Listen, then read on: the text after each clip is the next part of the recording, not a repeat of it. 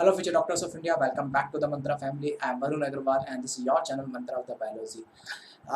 As we have completed the photosynthesis in very well manner, and even along with the content, we also solved the different questions from the NIT examination, from the CHIP, from AIMS. Even I uploaded a different practice sheet on your portal. Okay, where you can get a different kinds of question related to the photosynthesis, okay, which has come already in the medical exams. Okay, जैसे कि मैंने आपको बताया था कि हम photosynthesis के बाद में अभी मैं आपका जो सीरीज के अकॉर्डिंग देखें तो सीरीज के अकॉर्डिंग आपका टॉपिक आता है water relation in a plant that I am not going to be started because for that you should know about the plant anatomy. Okay, actually the basically water water relation in the plant, उसको जानने के लिए you should know about the two topic first, like the plant cell and the plant anatomy. Plant cell we have studied, but plant anatomy we haven't studied yet. तो वो पहले complete करने के बाद में ही आप वाटर रिलेशन समझ सकते हैं. इसलिए मैंने डायरेक्टली जंप करके नया टॉपिक स्टार्ट करूंगा, मिनरल न्यूट्रिशन. ओके, इसको आप इजीली समझ सकते हैं और इससे बहुत सिंपल क्वेश्चन पूछे जाते हैं और ये बहुत अच्छा टॉपिक है. इवन आपकी बहुत सारी चीज़ें रिवाइज करा देगा. इसलिए मैंने ये टॉपिक चूज़ किया कि इसका अभी कोई ऐसा बैकग्राउंड नहीं है कि इसको समझने के लिए आपको कुछ अदर चीज़ों की ज़रूरत है. इवन इसमें जो आपकी टॉपिक आप जो चीज़ पढ़ेंगे वो आप ऑलरेडी पढ़ चुके हो. ठीक है, बहुत अच्छा टॉपिक है, बहुत छोटा है, ज़्यादा टाइम नहीं लेगा, जल्दी खत्म हो जाएगा. फिर उसके बाद में हम प्लांट एनाटोमी पढ़ेंगे पहले. फिर प्लांट एनाटोमी पढ़ने के बाद में फिर हम रिवर्ट करेंगे किसके ऊपर बेटा, water relation in a plant. फिर आपका जो हमारा प्लांट फिजियोलॉजी का जो लास्ट टॉपिक है आपका फाइटो हार्मोन्स, फिर हम वो कंप्लीट करेंगे. Okay, so let's start the mineral nutrition. देखिए, ऑल द लिविंग ऑर्गेनिज्म की सबकी एक बेसिक नीड होती है कि उनको प्रोटीन चाहिए, कार्बोहाइड्रेट चाहिए एंड लिपिड चाहिए, मैक्रोमोलिक्यूल्स चाहिए होते हैं. Along with the macromolecules we also require some nutrients. ठीक है, that nutrients like macronutrients and micronutrients कह सकते हैं या फिर माइक्रोन्यूट्रिएंट्स, ये हमें चाहिए होते हैं. Clear? So in this chapter we will study about the following topics. कौन कौन से? Inorganic plant nutrients. ठीक है, method to identify the element essential to the growth and development of plant, criteria for establishing the essentiality, role of essential elements and the major deficiency symptoms और mechanism of absorption of these essential elements. देखिए, जैसा कि हम biomolecules में हमने क्या पढ़ा, protein, carbohydrate, lipids, उनका स्ट्रक्चर क्या था, उनका फंक्शन क्या था एंड बॉडी की उसकी नीड क्या होती है. ठीक है, हर एक कंपोनेंट की अपनी अपनी नीड है. आप ऐसा भी नहीं कर सकते कि लिपिड को बिल्कुल माइनस कर दें जो कि फैट के लिए रेस्पॉन्सिबल है. अब किसी कंपोनेंट की हर एक कंपोनेंट की रिक्वायरमेंट होती है and it should be in optimum quantity. Even protein also should be in optimum quantity, carbohydrate should be in also in optimum quantity. तो हर एक कंपोनेंट की अपनी अपनी ऑप्टिमम क्वांटिटी होती है that should be present in your food. Along with the macromolecules, you also require some mineral nutrients, inorganic nutrients होते हैं, like some macro और mini nutrients बोलते हैं, like carbon, hydrogen, oxygen, sulfur, phosphorus, that you also need. So in this chapter we will study about the कि कौन कौन से ऐसे plant nutrients हैं जिनकी हमें requirement होती है. इसके अलावा कौन कौन से ऐसे method हैं जिसके थ्रू हम essential elements की stability उनकी एसेंशियलिटी को एस्टैब्लिश कर सकें. जैसे कि अगर आप देखेंगे आपके पेरियोडिक टेबल के अंदर अराउंड 120 एलिमेंट्स प्रेजेंट है. तो क्या सारे एलिमेंट्स प्लांट के लिए जरूरी है? क्या सारे एलिमेंट्स, फिलहाल हम बॉटनी के पॉइंट ऑफ व्यू चल रहे हैं, तो क्या सारे एलिमेंट्स प्लांट के लिए जरूरी है? नहीं. तो वो देखें कौन कौन सा एसेंशियल एलिमेंट जरूरी है. अब आयरन तो हम जैसे कि फॉर एन एग्जाम्पल गोल्ड तो प्लांट को नहीं जरूरत है ना, तो उसकी एसेंशियलिटी तो ऐसे एलिमेंट जिनकी एसेंशियलिटी को कैसे डिसाइड कर सकते हैं कि ये जैसे कि आयरन जरूरी है, कॉपर जरूरी है, जिंक जरूरी है, व्हाई इट नीडेड, तो उसकी एसेंशियलिटी को डिसाइड करना बहुत जरूरी है. मेजर डिफरेंसेस सिम्टम्स क्या होते हैं कि जैसे बेसिकली क्या है कि आउट ऑफ द 105 और 120 ओनली 54 मिनरल्स ऐसे होते हैं जो प्लांट्स के लिए एसेंशियल्स होते हैं. तो उसकी वजह से अगर कोई एक मिनरल आपने कम कर दिया तो उसके कम करने की वजह से कौन सा डिफिशियंसी प्रोड्यूस होगी. ठीक है, mechanism of absorption of these essential elements कि वो प्लांट्स इन न्यूट्रिएंट्स को कैसे एब्जॉर्ब करते हैं, either through soil, through water, through the sunlight, कैसे उस एलिमेंट्स को लेते हैं, तो वो हम पढ़ेंगे. Okay, plant minerals they required for the growth and survival. Minerals it may be metallic or non-metallic. ठीक है, दोनों टाइप के आपके मिनरल्स हो सकते हैं, मेटल्स भी हो सकते हैं, ठीक है, और नॉन मेटल भी हो सकते हैं, दोनों टाइप के आपके हो सकते हैं। हम दोनों टाइप के देखेंगे कि मेटल्स कौन से और नॉन मेटल कैसे। जैसे कार्बन है, कार्बन नॉन मेटल है, नाइट्रोजन नॉन मेटल है, हाइड्रोजन नॉन मेटल है, सल्फर नॉन मेटल है। सो इसी तरीके से दोनों टाइप के आपके प्रेजेंट हो सकते हैं, लाइक फेरस, लाइक आपका फेरस आयरन मेटल है। सो दोनों टाइप के हो सकते हैं, मेटल भी हो सकता है और नॉन मेटल भी हो सकता है। मिनरल को बेसिकली दो कैटेगरी में लाइक क्लासिफाई करते हैं on the basis of requirement, micro elements and macro elements.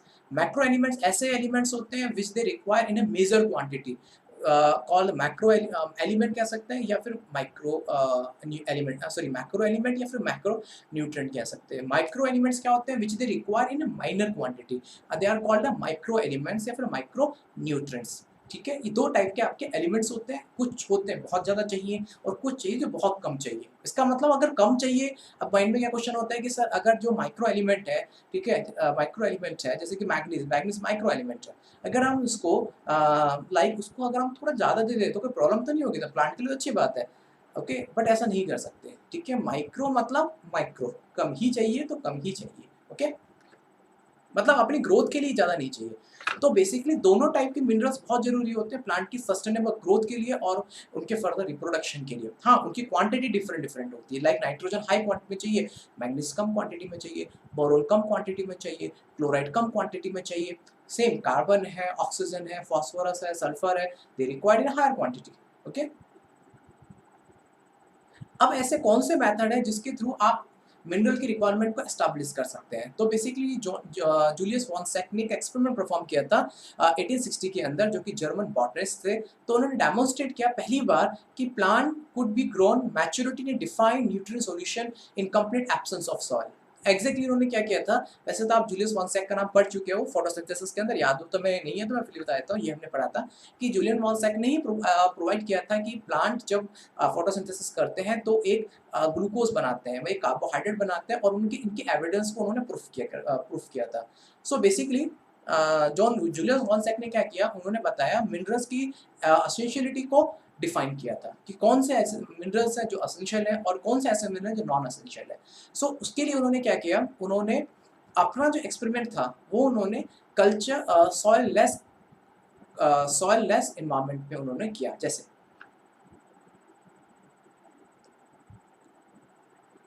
जैसे कि Julius walls perform experiment on the soil less cultivation. जैसे कि अगर आप प्लांट को कहाँ उगाते हैं, सॉइल के अंदर उगाते हैं। क्यों ग्रो करवाते हैं? बिकॉज सॉइल के अंदर बहुत सारे एलिमेंट्स होते हैं, माइक्रो और मैक्रो एलिमेंट्स होते हैं, जो कि सॉइल को उसकी जो कि प्लांट उसकी रूट के थ्रू सॉइल से लेते हैं और फिर आपके उसके प्लांट्स की ग्रोथ होती है, सस्टेनेबल ग्रोथ होती है। तो उन्होंने क्या किया, सॉइल का बेसिक काम क्या है, सॉइल का बेसिक काम क्या है, सॉइल का बेसिक काम होता है रूट को ऑक्सीजन देना, रूट को वाटर देना, क्योंकि क्या होता है कि रूट्स अंदर की तरफ होती है, अब उनको ऑक्सीजन तो मिल नहीं पाती, और रूट खुद एक लिविंग ऑर्गेनिज्म है, वो ग्रो करती है तो प्लांट आपको स्ट्रांग रहता है, स्ट्रेंथ मिलती है। तो इसलिए जब रूट का ग्रो होना भी उतना ही जरूरी है। तो रूट के ग्रो होने के लिए उसको ऑक्सीजन चाहिए, और ऑक्सीजन उनको एटमॉस्फेयर की वो ले नहीं पाते, वो सॉइल की ऑक्सीजन लेते हैं। तो सॉइल के अंदर कुछ पोर्स होते हैं जिसके थ्रू ऑक्सीजन ले सकते हैं। इसके अलावा उसके अंदर वाटर मॉलिक्यूल्स प्रेजेंट होते हैं। ठीक है, सो उन्होंने क्या किया है, जो सॉइल की जो रिक्वायरमेंट थी उन्होंने एक वाटर में कर दी। तो उन्होंने क्या किया, जो सॉइल के अंदर जितने भी एसेंशियल न्यूट्रिएंट्स होते हैं उन्होंने वही सारे एसेंशियल न्यूट्रिएंट एक वाटर टैंक में डाल दिए। तो प्लांट को भैया न्यूट्रिएंट से मतलब है। अब न्यूट्रिएंट चाहे सॉइल दे चाहे वाटर में दे, उसको कोई मतलब नहीं है कि कहाँ ग्रो कर रहे हैं। प्लांट्स को थोड़ी ना पता है कि वो सॉइल में ग्रो कर रहा है कि वाटर में ग्रो कर रहा है। वो सॉइल में इसलिए ग्रो कर रहा था कि सॉइल उसको न्यूट्रिएंट मिल रहे थे, तो उन्होंने वही सारे न्यूट्रिएंट्स प्लांट में दे दिए, मतलब वाटर में दे दिए। तो इस सॉइललेस कल्टीवेशन को बोलते हैं हाइड्रोपोनिक। इवन आज आप देखेंगे बहुत सारे ऐसे वेजिटेबल्स होते हैं जिनको लाइक एक मॉडर्न एग्रीकल्चर के अंदर माना जाता है। मॉडर्न एग्रीकल्चर में हाइड्रोपोनिक्स के थ्रू बेटा बहुत सारे ऐसे प्लांट्स होते हैं जिनको सॉइल लेस कल्टीवेशन में ग्रो करवाते हैं। आज के समय में आप देखेंगे बहुत सारे आपको मॉडर्न एग्रीकल्चर सिस्टम में आपको मिल जाएगा। अगर आप बॉटनिकल गार्डन विजिट करें तो ऐसा बहुत बहुत मिलेगा आपको कि हाइड्रोपोनिक तो जो बहुत हायर क्वांटिटी में यूज होने लगा है, क्योंकि सॉइल की क्वालिटी अब डिस्ट्रॉय हो जाती है। ठीक है, लाइक आज देखेंगे, क्योंकि क्या होता है कि एग्रीकल्चर लैंड कम होता जा रहा है स्लोली एंड स्लोली, जैसे रेजिडेंटल एरिया बढ़ता जा रहा है, इंडस्ट्रीज बढ़ती जा रही है, अर्बनाइजेशन बढ़ता जा रहा है, तो एग्रीकल्चर लैंड की कमी होती जा रही है, और कमी के साथ साथ वो उतनी क्वालिटी भी नहीं रही है।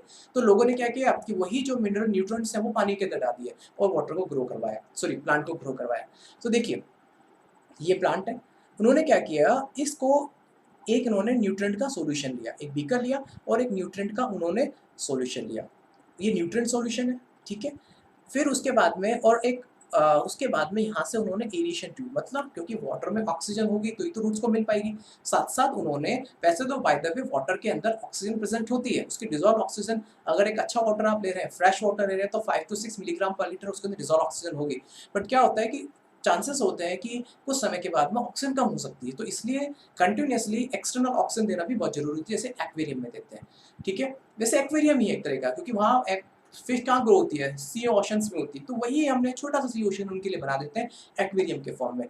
और साथ-साथ यहाँ पे एक फनल दे रखा है जो वाटर और न्यूट्रिएंट साथ-साथ ऐड करता रहेगा, स्लोली एंड स्लोली ऐड करता रहेगा। तो इसे हाइड्रोपोनिक सिस्टम बोला जाता है, मतलब आप उसको सॉइल लेस कल्टीवेशन, मतलब उसको वाटर में ग्रो करवा रहे हैं। So in the hydroponics system, all required nutrients, water, aeration provide externally. ये हम water है, aeration है, जितने भी required nutrients होते हैं उसको हम बाहर से provide कराते हैं. ओके, एक तरह का artificial system है. Air is provided for the root respiration, क्योंकि रूट के रेस्पिरेशन में रूट तो एटमॉस्फेरिक ऑक्सीजन ले नहीं सकती, उसको तो भैया सॉइल से चाहिए ऑक्सीजन। अब सॉइल नहीं है तो वाटर के ऑक्सीजन वो यूज करेगा। And water is required for various purpose like photosynthesis. और वाटर आपको पता है, वाटर उसकी प्लांट्स की ह्यूमिडिटी को मेंटेन रखता है, ठीक है? और जिससे ह्यूमिडिटी को मेंटेन रखने की वजह से वहाँ पे उसको सपोर्ट करने के लिए फंगस और एल्गी ग्रो कर पाती है उसकी रूट्स को। लाइक फास्फोरस को अगर बेसिकली आपने पढ़ा होगा एंडोमाइकोराइजा और एक्सोमाइकोराइजा, तो बेसिकली उसका एक सिम्बायोटिक रिलेशन बनने के लिए अगर वहाँ पे ह्यूमिडिटी होती है तो सिम्बायोटिक रिलेशन एल्गी और फंगस बना पाते हैं। Okay, A number of methods were employed to determine the essential mineral requirement of plant. बहुत सारे ऐसे मेथड्स हैं, बाद में क्या किया उन्होंने, इस एसेंशियल मिनरल की रिक्वायरमेंट को आइडेंटिफाई करने के लिए बहुत सारे मेथड अप्लाई किए। उन्होंने जैसे कि मान के चलो, पहले मैं चलो खत्म कर देता हूँ। उन्होंने क्या किया कि जैसे कि प्लांट्स की रूट को वाटर में इमर्ज करवाया, फिर उसके अंदर न्यूट्रिएंट्स डाले। अब उन्होंने कुछ न्यूट्रिएंट्स को ऐड किया, कुछ को वहाँ पे सब्स्टिट्यूट किया और रिमूव किया। जैसे कि अगर आप मान के चलो आपने मैग्नीशियम डाला, ठीक है? मैग्नीशियम बहुत सारे एंजाइम्स का एक्टिवेटर होता है, इवन एक क्लोरोफिल के लिए बहुत ज़रूरी होता है, और उसको एंजाइम भी इवन वर्क करता है मैग्नीशियम के प्रेजेंट में। मैग्नीशियम डाला तो ठीक चल रहा है, ठीक है? एंड इसके अलावा आपने नाइट्रोजन नहीं दे रहे, तो नाइट्रोजन नहीं दे रहे तो क्या हुआ कि नाइट्रोजन ज़रूरी है क्लोरोफिल सिंथेसिस के लिए, तो एक डेफिशिएंसी आपको मिली कि भैया कहीं न कहीं प्रॉब्लम चल रही है। तो एक-एक एलिमेंट डाल-डाल के उसकी रिक्वायरमेंट को चेक किया कि अगर ये एलिमेंट डालते हैं तो क्या इश्यू होगा, ओके, और नहीं डालते हैं तो क्या इश्यू होगा। तो उन्होंने हर एक एलिमेंट्स की प्रेजेंस को चेक किया, ओके।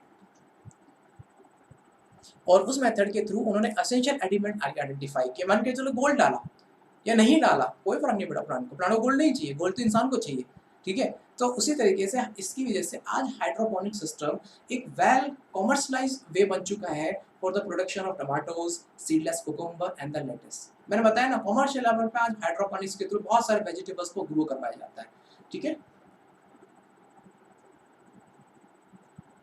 जैसे कि एक हाइड्रोपोनिक का एक बेसिकली दूसरे टाइप का एक्सपेरिमेंट था, इस तरीके से परफॉर्म किया गया था। ये एनसीईआरटी का डायग्राम है। उन्होंने क्या किया, हाइड्रोपोनिक के अंदर जैसे क्या किया, यहाँ पे अगर आप देखेंगे तो एक पंप है, जैसे आपको दिख रहा है न्यूट्रिएंट सॉल्यूशन, एक ट्रफ है। इस ट्रफ के अंदर वाटर में बहुत सारे न्यूट्रिएंट्स डाले गए, ठीक है? फिर पंप की हेल्प से वो सारे न्यूट्रिएंट्स प्लांट्स को प्रोवाइड किए गए। देखिए यहाँ पे, ठीक है? लेकिन क्या किया गया कि जो जैसे ये पंप है और ये आपका अब ये दिख रहा है, ये पाइप है पूरा। ये एग्ज़ैक्टली कमर्शियल वे में बहुत जगह देखेंगे ये सिस्टम दिया जाता है।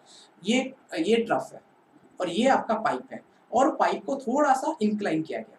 अब उस पंप के अंदर आपका न्यूट्रिएंट्स प्रेज़ेंट थे और वो आपके न्यूट्रिएंट्स, ठीक है, पंप के थ्रू ऊपर चढ़े। फिर सभी प्लांट्स को, जितने भी रूट्स हैं उनको सभी न्यूट्रिएंट्स मिल गए। फिर कुछ समय के बाद में अब इंक्लाइंड है, स्लोप के ऊपर है, देन दे रिवर्ट बैक। तो होगा क्या, फिर वो धीरे-धीरे वापस आएँगे। कहाँ पे आएँगे? वापस ट्रफ के अंदर आएँगे। तो ये सिस्टम सर्कुलेशन में चलता रहेगा, ठीक है?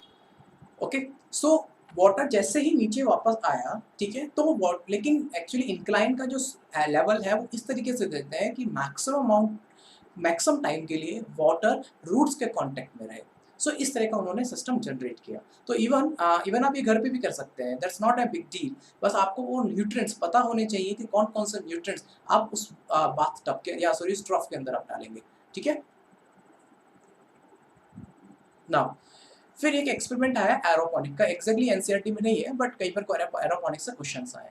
क्या होता है कि जब कंटिन्यूअसली आपका प्लांट वाटर के कांटेक्ट में रहता है तो इसके सॉइल के स्पॉइल होने इसके सॉइल जो सॉरी जब एक प्लांट वाटर के कांटेक्ट में कंटिन्यूअसली रहता है तो उसके रूट्स के डैमेज होने के चांसेस बहुत होते हैं, आपने देखा भी होगा। तो इसके लिए थोड़ा सा मॉडिफिकेशन किया, उन्होंने बोला कि एक काम करते हैं, वाटर कंटिन्यूअसली ना देके मिस्ट फॉर्म में देते हैं, मतलब फोग के फॉर्म में देते हैं स्लोली एंड स्लोली। तो उसको बोला गया एरोपोनिक। बस इतना सा मॉडिफिकेशन किया गया। देखिए इस मॉडिफिकेशन में क्या किया, आपका यहाँ पे वाटर प्रेजेंट है, ठीक है। उसके बाद में वाटर प्रेजेंट होने के बाद में यहाँ पे उन्होंने यहाँ पे उन्होंने जैसे आपने देखा होगा ना, जैसे बेसिकली आप उन्होंने नोजल्स लगा रखे थे, जैसे आपने देखा होगा नोजल्स होती है। फिर नोजल्स के through slowly and slowly water की बारिश की गई, हल्की हल्की ड्रॉपलेट्स एक फ्यूम के फॉर्म में दी गई। फिर कुछ समय के बाद में उस वाटर को कलेक्ट किया गया और कलेक्ट करने के बाद में उस वाटर को through the gravity again it was collect in a trough. So this kind of system is generated in the aeroponic. सिर्फ एक ही फंक्शन था कि जो कई बार जो सॉइल डैमेज हो जाती है in the presence of like the continuous water, वही वाटर को मिस्ट के फॉर्म में दिया गया, मतलब हल्की हल्की वाटर ड्रॉपलेट्स दी गई, जैसे कि नोजल्स के थ्रू हल्की हल्की वाटर ड्रॉपलेट्स दी गई, ठीक है। जैसे मैंने आपको बताया कि 105 टाइप की या फिर 120 टाइप के आपके ऐसे पेरियोडिक टेबल के अंदर आपके मिनरल्स हैं, जिसके अंदर मेटल्स भी हैं आपके और नॉन मेटल्स दोनों टाइप के आपके पेरियोडिक टेबल के अंदर उसकी लिस्ट है। बट उसमें से कुछ ज़रूरत के होते हैं और कुछ ज़रूरत के नहीं होते। जैसे कि प्लांट्स, अगर आप प्लांट्स को बेटा प्लांट्स को ऐसे सॉइल में ग्रो करा रहे हो ना जहाँ सेलेनियम है, गोल्ड है, वो वहाँ पे भी ग्रो करेंगे। इवन ऐसे प्लांट्स जो रेडियो एक्टिव साइट के आसपास है, इवन वो यूरेनियम को, स्ट्रोनियम, यूरेनियम तक को भी एब्सॉर्ब कर लेते हैं, बट अ प्लांट यूरेनियम का कुछ नहीं करता।